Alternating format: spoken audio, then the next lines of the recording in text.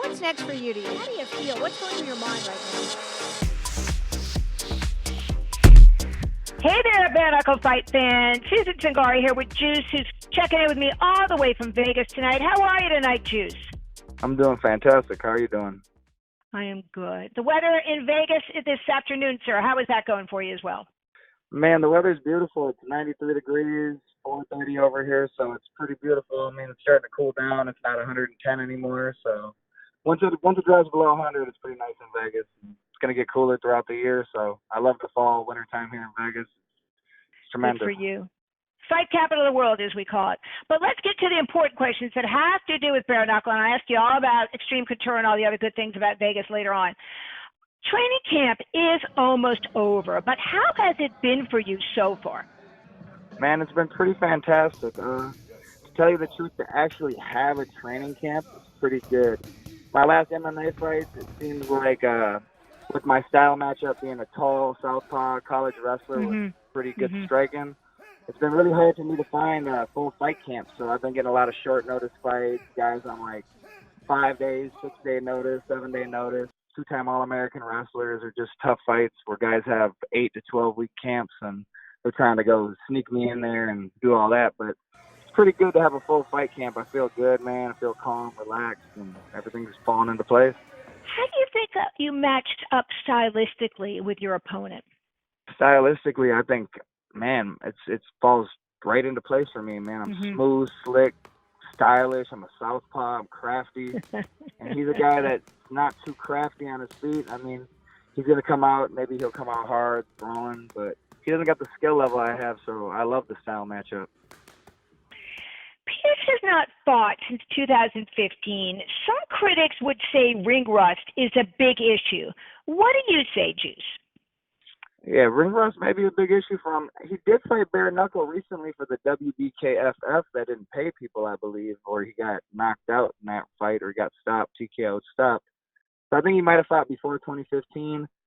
But even with that fight, he got knocked out in the first round, so that might play into question too. Doing a layoff that long and then fighting and getting knocked out, I think he's just doing this for a paycheck and a little hoorah publicity. So I don't think he has any dreams of being the bare-knuckle world champion or nothing like that. Well, the reason I ask that question is specifically because fighting is an overall, you can be in fighting, but bare-knuckle is different. So you do bring up a very good point. He did have that one bare-knuckle fight, but I'm not sure if you've been gone away from the sport for so long. I'm wondering, too, also, because I think it's important to educate our viewers a bit about the mental aspect of the game when I speak about ring rust, because I would think if it was me and I hadn't fought, I'd be going, shit, I'm nervous.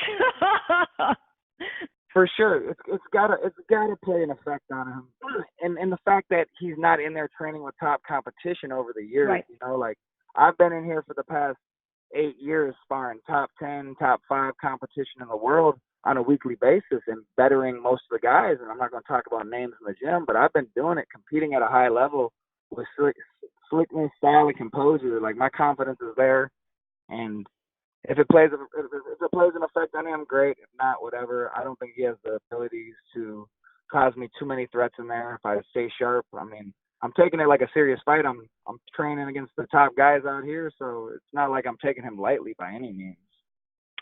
Speaking of training, we can't do this interview without talking about the opportunities and the great things that go along with training at Xtreme Couture. What does being able to train there mean to you? Man, it's so much fucking fun. Every day I go in there, I got the biggest smile on my face. Me, I'm a boisterous guy. I go in there, I'm loud, I'm kind of cocky when I'm sparring. I spar with my hands down, we talk, but it's all fun. I'm a good teammate, so nobody can really say nothing because I do my thing. But Xtreme Couture is awesome. We get some of the best looks, some of the best guys, some of the best competition in the world coming through out there. We got some of the top management groups that have tons of fighters in there. We got Ali bringing guys in who owns Dominance MMA, so we got all his guys coming in like every week, coming in and getting rounds in with top guys. So it's Xtreme Couture. It's a mecca. I mean, the UFC here is here, the PI's here. We got so many people coming in and out, and we obviously have a top-notch facility with top-notch coaches. So nothing bad you can say about it. That's absolutely right. There's nothing bad you can say about it. And as a Randy Couture fan, it's being able to be around the legend himself is just a great honor, I would think, for any of the fighters. All right, I got to ask you this question because, I saw this picture and everybody wants to know the answer to this question. Training Conor McGregor. Talk to me a little bit about that. And what is Conor really like? Man, Conor's a cool-ass dude, So they came up to the gym. Coach Kavanaugh was asking around, like, hey, do you got anybody that's a high-level southpaw that could give us the Nate Diaz look? This is for the second Nate Diaz fight. I was Conor McGregor's primary sparring partner for that. And they reached out to me. They paid me some money, so we did hard sparring rounds. We were trying to finish each other. It was a fight. We simulated the fight. So we went in there and we did that. He's a cool dude, talented. It was a blast. All right. Well, I haven't had a chance to meet him yet, but I do know that, Artem is coming out, is on board here with BKFC. I keep on hoping that Conor's going to show up and we'll all get a chance to maybe convince him to come back into sports as a bare-knuckle fighter. I would love to see that, wouldn't you, sir? 100%. 100%. But I don't think Conor will ever come over to bare-knuckle. Maybe he would if something pulled the strings right, the money was there. You never know what would happen. I never thought I'd see him box split Mayweather. That happened, so who knows what could happen. But Conor McGregor, that was an awesome opportunity. Like, I sparred the best guy in the world, and I stack up right there with him. And good for you. Like, we couldn't have any footage, but the first day we sparred him, I rocked him. I dropped him. Coach Kavanaugh I didn't drop him. I rocked him. I caught him with the same side head kick, and they had to come back and pause the round.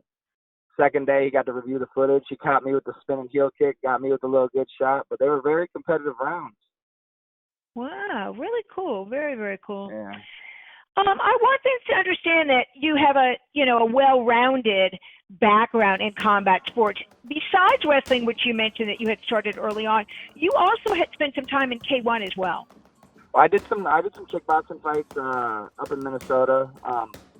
They were just like local shows up in Minnesota. I fought some good guys, a couple good guys up there, up in Minnesota. Got some stuff on YouTube up there, but yeah, I've done everything. I've done pro boxing. I've done K1 style fights. Right. I've done 18 pro MMA fights, something like that. So I've been around the game for a long time. I've dabbled in all types of martial arts. I started up in Minnesota with an amazing coach, Greg Nelson, one of the top coaches I've ever met in my life, and he's kind of like a jack of all trades, and he's mastered a lot of these things.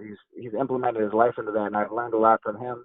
Even before that, I worked with Sergio Cuna, who was a shoot box coach. He actually cornered Anderson before Vanderlei.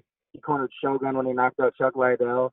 So I worked under him for a good year, 2 years before I even went to Greg Nelson for 3-4 years. And I started up there in Minnesota with Sean Shirk, all those guys, Brock Lesnar, Nick Lentz, Jacob Volkman, all those guys. And kind of when Sean Shirk retired, guys started moving out of the gym.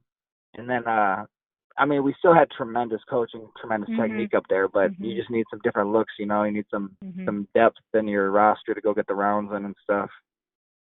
Plus, I think the weather's much better in Vegas than it is in Minnesota. Man, I would never, ever, ever move back to Minnesota.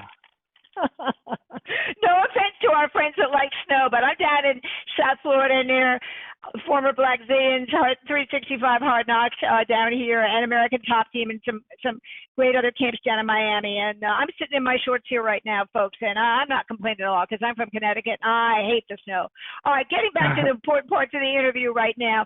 Talk to me a little bit about what attracted you to bare knuckle then. Man, so 2 of my last 3 fights in MMA, I actually took short notice fights, and I lost hometown split decisions on fights that I thought I won 2 out of 3 rounds, and so did most of the fans, and even promoters' wives are coming up to me like, "Oh, I thought you won the fight." So those losses right there that would have propelled me into a big show. It kind of pushed me towards bare knuckle, like getting just having those downfalls. I didn't feel like I really had the time to go get 3 fights, try to get on the Contender Series, hope I win, get a contract. But like, even if shit falls in place, that stuff doesn't happen quickly. There's so many people out there, and I see all these guys getting into the UFC, and I got such a long ways to go, it seems like now. And they're letting these guys that have like 5 fights in there and don't even have composure and are still nervous fighters. I feel like the UFC used to be like top 15, 20 in the world, Now they're letting all these guys in there, and it's just like a long path to try to catch up. So I'm going to go to this platform. I'm given an opportunity to go perform, get paid. Why not try to go become a world champion? They only got 8 shows. It's the wild, wild west. So it's kind of like women's MMA. You know, you see these fighters going to women's MMA, getting to the UFC with 2-3 fights. Like, I'm right at the top of the thing. I go get a knockout here, go fucking maybe fight another guy or fight Valley Flag. I'm right in title contention. Speaking of Valley Flag, we have to talk about that because there's a story behind this. Yeah, for sure. So, well, I've been bugging, like, David, the only reason I'm on is I got, like, some OCD with the fighting thing. Like, I wanted to be in this for a long time. David, like, he told me I was going to be on a couple shows. They talked about me fighting Isaac Valley Flag a while back, and I told him I told him I'd fight for free if I had to. I was like, man, I know you can't do it. I'll fight for free, fight as cheap as you can. And for whatever reason, maybe they thought I wasn't as good. Maybe they did some research. Maybe Valley Flag's kind of a vet name, and they wanted to protect them. They seen I have a slick style, and I can actually box. And I don't think an old, slow vet with no rhythm can hang with me like that. So that's what I wanted. I wanted to go fight that guy. The guy's got a name. I beat him, and then I'm right in the contention. You know, Artem's there. Like, I see guys like Michael Johnson beat the hell out of Artem Lobov in the UFC. And that guy strikes like me without composure. He's a long southpaw, but he doesn't know the middle game. He doesn't have great footwork. He's a long fighter that pushes a frantic pace, and he's kind of nervous to engage and be in the fighter. So I just see skill levels. I'm a very intelligent fighter, and I know what I can do. I see people's mistakes, and I can see just like tenseness, rhythms, speed changes that people don't really see. So just looking at how everything falls into place, I'm just like, man, if I could get over there and fight Artem Lobov, something like that, man, that's very realistic in like 3-4 fights if I go perform, you know, if I do a highlight I fight my style that I have. Like, I have a slick Muhammad Ali-ish, Pernell Whitaker, southpaw shoulder roll style. I mean, I've been fighting for a long time. In all the training I've ever done, in all the fights I've ever done, I've been dropped 2 times in my life. And that's first time I ever got dropped was in the RFA title fight against Mehdi Baghdad, and a fight that I was winning that I also took on short notice when I was completely out of shape. And I got caught with an elbow. That was the first time I was ever dropped. The second time I was ever dropped was against a pro boxer in my first pro boxing fight. He was 20-0 with 19 knockouts in. And it was a close 4-round decision in the third. He hit me with a good 2-3, dropped me. But a 6-8 round fight, I win those fights. I'm a skilled fighter. So if the fight goes on and the rhythm starts coming into play, I start flowing. I start getting my rhythm. It's pretty hard to touch me. So that's why I think I'll fit good into this style, and everything is tailor-made to me for bare knuckle. Anything else you want to add today before we go? Man, I just so camp's been awesome out here. So I got Dewey Cooper. I worked with him when I first come out here. Dewey Cooper has coached all type of fighters, MMA, top guys in the UFC, from Francis Ngannou, Kevin Lee. He's got world champion boxers, world champion kickboxers. He's cornered against Manny Pacquiao in boxing fights. The dude's got me in tremendous shape. Like, this is probably the best shape I've been in a year and a half. Like, I'm always in good shape when I go to fight. Like, I never gas out, nothing like that. But, like, I'm walking around 9 pounds lighter than I ever have. We're doing track work every week. We're running mountains. We're training every day. And then one of my best friends out here, Yoel Casamayor, he's a 4-time world champ from Cuba, 92 gold medalist. He's one of my best friends. We get together in the evenings and we work. We just work southpaw tricks. Like, I've learned so much stuff from him. He taught me rhythm. He taught me footwork. He taught me relaxing that only a Cuban coach could teach you. So yeah, Vegas has been completely awesome. I've also been working with Ray Sefo, 6-time kickboxing world champion, owner of the PFL, former owner of the World Series of Fighting. We get together every Saturday with tons of UFC fighters. We do 10 rounds of boxing sparring every week. So over the last 3-4 years, I've picked up and gained so much knowledge, and I've seen so many looks from around the world. I'm just totally prepared for this fight, and I'm totally prepared to go show the bare-knuckle world what I can do. And shout out to Ray Sefo, because he is one wonderful person, amazing fighter, and I think it's important to point out that he still is active in the fight game with his fighters of all types, not just under PFL or World Series of Fighting on a Saturday. We do love Ray, and I encourage everybody to also follow him and follow PFL. All right. Is there anything else you want to add today, Juice? Man, I just want to give a shout out to all my teammates at Xtreme Couture, all my guys at Black Cobra Striking Systems, all my coaches, Johan Casimiro, Ray Seffo, Dewey Cooper especially, man, in my corner, going to war with me. Shout out to all my sponsors, Rod's Produce Mart, the Mouth Guard Shop, Own Real Estate, Own Real Estate app on the iPhone App Store and the Android Store. They help real estate for everybody. Check it out.